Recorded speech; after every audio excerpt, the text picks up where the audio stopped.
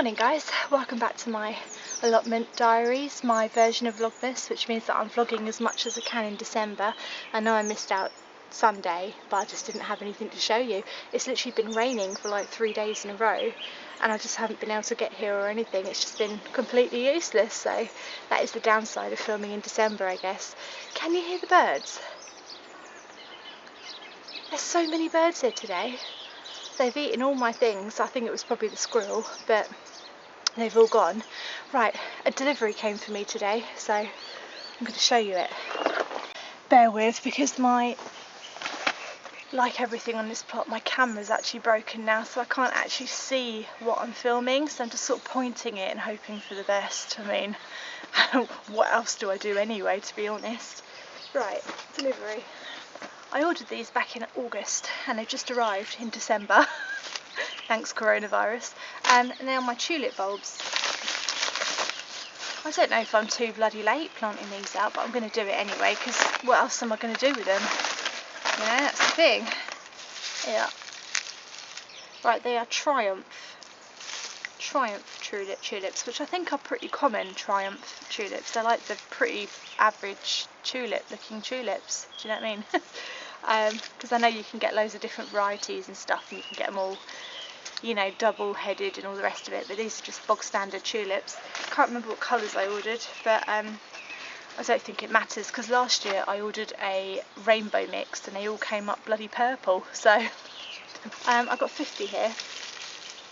I did think about putting them in at home, but I just think I haven't decided what I'm doing with my back garden yet, so I think it's better to put them in at the plot. And also I think I'm going to miss them if they're not here in the spring, because when it's in springtime you're waiting for everything to grow, so it'd be nice to have some colour and stuff at the plot. It's very wet here today, and I think I'm going to have to protect these from the squirrel, just like I have done with the pots behind me. So I'm going to whack these in the flower bed, and that's what we're going to do today, guys. We're going to plant some tulips in December. Why bloody not?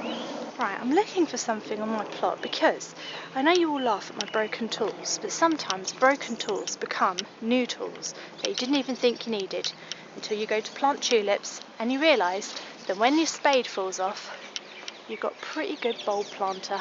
So I'm going to use this as a little bulb planter and sort of stick it in the ground. I'm just going to check if it actually works, or if I'm talking bollocks. Right, excuse my French. Yeah, look, someone's been digging in here, so I really think I need to cover it with chicken wire or something. But I just want to see if this works. So what I'm thinking is you sort of dig it in. Up. Yeah, look, tulip planter, problem solved. Okay, cool, this is good. What's that saying about lemons? When life gives you lemons, make lemonade. When life breaks your fork, make a bulb planter. Is it a bulb planter? I don't know, tulip planter, don't know. Right, where's the bulbs gone? I'm going to put them all in at the front of the bed, because I want more flowers along the other bed. It's not going to be like a display, I'm going to actually cut these. These are going to be like a cut flower, so I'm going to basically plant them in a big rectangle here. But I think I need to rake this over first. Yep. Alright, where's my broken rake?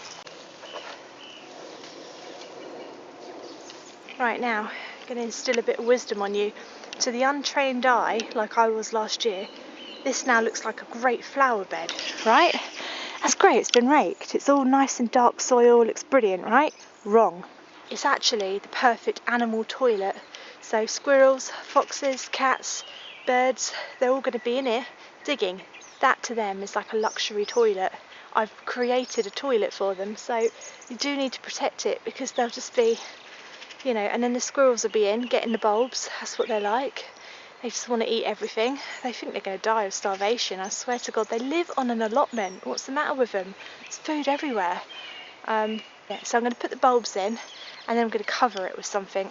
Stop the little rats getting it. Oh, don't talk about rats, my God. I hope we haven't got rats in our bloody plot. I can't handle them. Alright, let's whack them in. Let's whack them in.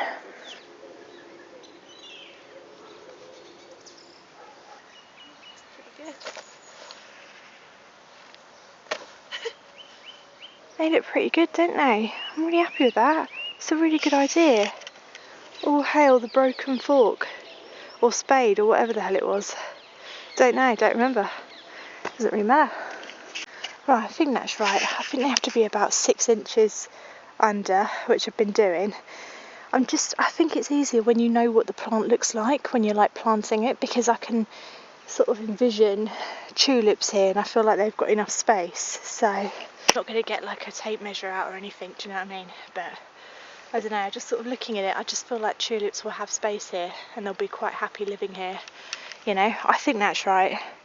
Let's just whack them in. Let's just whack them in and see. I didn't even think this much last year and they all came up, so I'm overthinking it a little bit.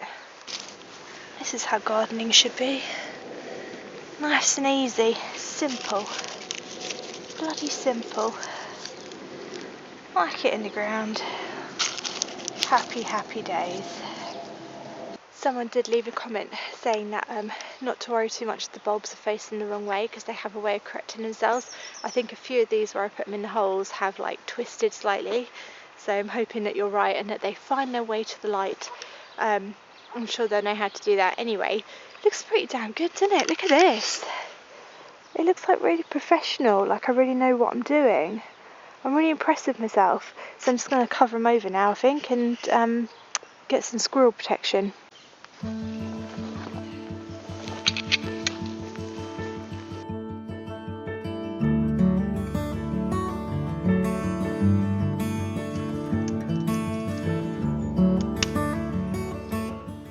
I know it's a bit dark and dingy out and it's like my hands are bloody frozen, but it is good to get this sort of stuff done now if you can.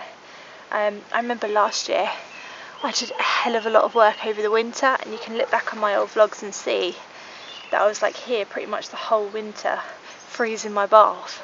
But when it got to the spring, everything was kind of ready to grow and plant, and my plot just felt more manageable because I'd actually bothered to do stuff in the winter and autumn.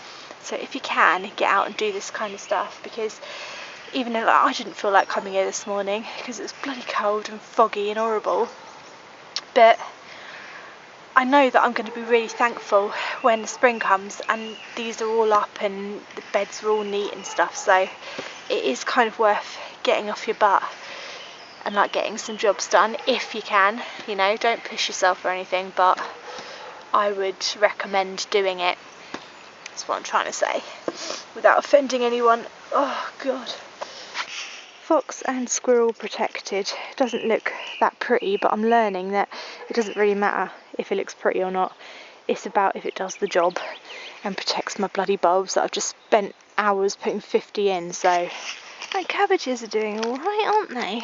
They're looking alright. It's looking more and more like a cabbage. Like every time I come here it looks more like a cabbage. Does that make any sense? Like now it's like a ball of cabbage. It's very exciting, and this one looks alright now too. I am going to leave them a little bit longer and just see how long I can keep away from them before I pick them, because I just think, yeah, I can get them a bit bigger than that. And then round here I've got the little one. I don't know if you're going to be able to see. Oh, this one's not really doing anything cabbagey, so do you know what I mean? It's not looking like a cabbage. It's little, this one. Maybe I'll just eat some of the leaves on this one actually, and then wait for like the balls of cabbage with those ones there, I think. But they're all doing, like, they're all growing like they're supposed to be growing. It's really exciting. It's nice having something growing at this time of year. I think next year I'm going to plant more for autumn winter, because I'm obviously here a lot and nothing's sort of growing, so it's a bit sad really, but I'll think about it more next year, I think. Yeah. I just want to quickly talk compost with you, because I don't think it's doing much, and I think it's because I've not got enough heat in there. Someone said that I need to cover it, because it's sort of not really doing anything composty, if you know what I mean. So the only thing I've got to cover it is this old polytunnel cover, which is a bit big, but I just think if I whack all that on top it might keep a bit of heat in it, so it's going to look weird and like a big rubbish dump. But I think if it keeps it hot, then I think I've got more chance of something happening with my compost, because I'm a bit worried about the compost. It's just not doing the compost thing it's supposed to do. So I'll whack the polytunnel cover on it. I'll show you what I'm going to do anyway. I keep talking through it and it's in video. You can bloody see it. It's not going to balance on there, is it? This is why my camera broke, because I keep balancing it on stupid things like this. Right, okay, okay, balance.